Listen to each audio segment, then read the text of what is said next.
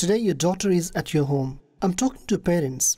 Say she's still with you at your home. She may be 13, 14 or 15 years of age, or maybe less than that, a bit younger. So how you have to raise your daughter? You have to offer salah with her, you have to worship together, you have to recite Quran with her, and in case if she understands how to fast and she has got inclination towards fasting, then you should encourage her to fast. If fasting is not yet filled upon her and she observes fast but later she feels hungry or thirsty, then do as Islam guides you. But as soon as she grows up, I'm talking about daughter, particularly daughter, then start teaching her about modesty, wailing, haya, and guide her to distance from strangers. Yes, who will teach all this? Of course, it is the responsibility of parents.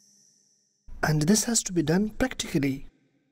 And first of all, mother should demonstrate that I do not talk to strangers, I keep distance from strangers, I do wailing, and you should do the same. Mother should show practical example.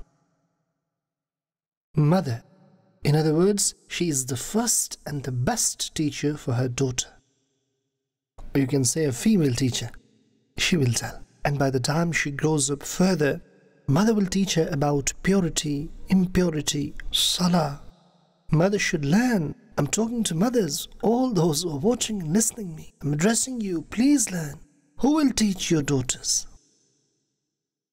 You should learn. It is knowledge of Deen Islam. And yes, a lot is mandatory to learn. Mother learnt all, when to feed baby, when not to feed baby, and what is the right time to start soft food. But she did not learn what to teach and when to teach Deen Islam to her children. It was compulsory for you to learn and teach being a parent in order to raise your children properly. At the moment I'm talking about daughters, and slowly teach your daughters how to do houseworks. And those daughters, they are watching and listening, they should learn all this.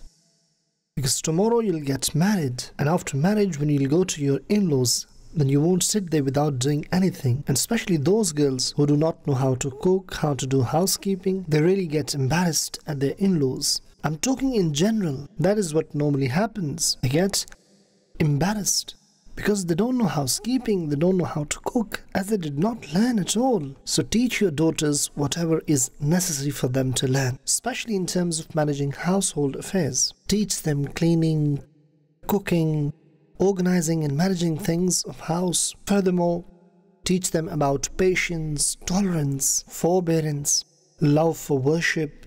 She should have tendency to do worship of Allah Tabarak wa Ta'ala, and when she goes to in-laws, then they don't have to wake her up for salah. Rather, she should get up by her own. She should be punctual in salah in such a way that when she goes to other house, she should wake others up for salah. She should have a habit of reciting Quran. She should have knowledge of Deen Islam. Now I tell you its benefit.